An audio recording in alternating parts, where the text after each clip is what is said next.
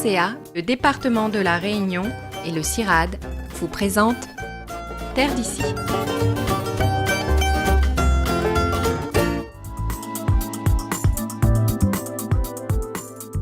Agriculteur dans la région de Saint-Pierre, Pascal Waro s'est spécialisé dans la production sous abri. Sur 1,5 hectare environ, il cultive ainsi des tomates, des melons et des poivrons sous des serres, dans un environnement qu'il a voulu jadis nettoyer au maximum. Au tout début même, j'étais un accro du désherbage.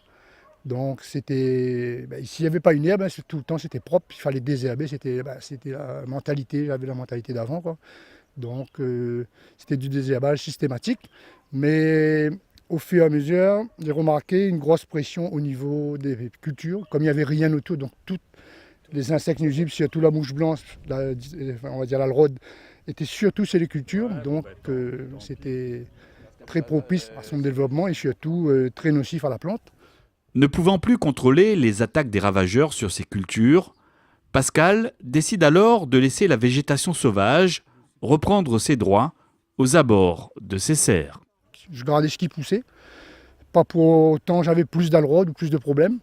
Et ensuite, avec l'arrivée de Cyril, on est parti sur, on va dire, une végétalisation plus ciblée par rapport à notre environnement, par rapport à la culture que je fais.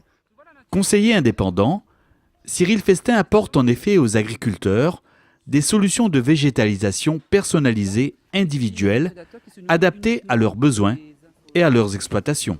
Dans le cas de M. Pascal Waro, par rapport à ce qu'il plante, etc., ce qu'il produit, on va commencer par une plantation de zambrovates, on va inclure des ricins par exemple, d'autres espèces de plantes. C'est toujours en fonction des problématiques qu'il rencontre et en fonction des cultures qu'il a et en fonction de la zone géographique, du climat, etc. Comme ici, le principal, c'était surtout la mouche blanche. Donc on a des plantes qui attirent pas mal de nuisibles par rapport à cette mouche. Et ça nous permet aussi de faire, on va dire, un état des lieux et voir aussi ce qu'on a vraiment comme prédateurs qui existent autour de l'exploitation. Avec ses propriétés insecticides, le datura sauvage est également utilisé ici pour lutter naturellement contre les alerodes. C'est M. Beck Gérald, je tiens à le dire son nom parce que c'est lui qui a développé ça au départ. Et moi, ce que j'ai fait, c'est optimiser cette plante-là parce que j'ai vu un gros potentiel. Comme c'est une solanacée, c'est la même famille que la tomate, ça attire énormément la mouche blanche. Et quand on la maîtrise bien, cette plante-là, elle devient poison. Et les mouches blanches vont mourir tout simplement directement sur la plante en piquant la plante.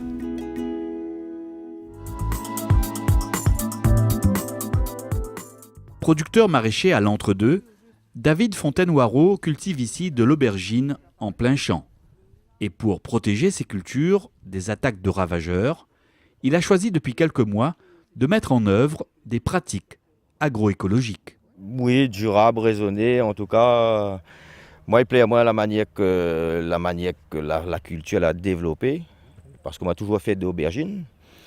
Mais cette année, avec ce nouveau système-là, c'est la première fois que je réussis des aubergines avec un minimum de traitement phyto. Un minimum de traitement phyto. Donc, moi, je suis très satisfait du résultat que M. Cyril a mis en place. Et je pense qu'il m'a continué.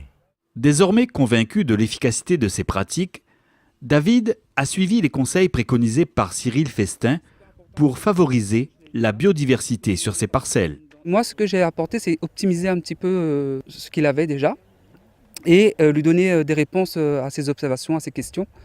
Et ce qu'on a fait, on a mis en place, on a optimisé un petit peu ce qu'il faisait dès le départ.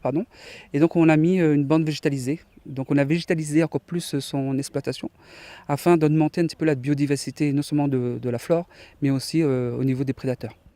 Pour cela, certaines espèces de plantes, choisies pour leurs propriétés attractives ou répulsives, ont été mises en place afin de constituer de véritables barrières biologiques.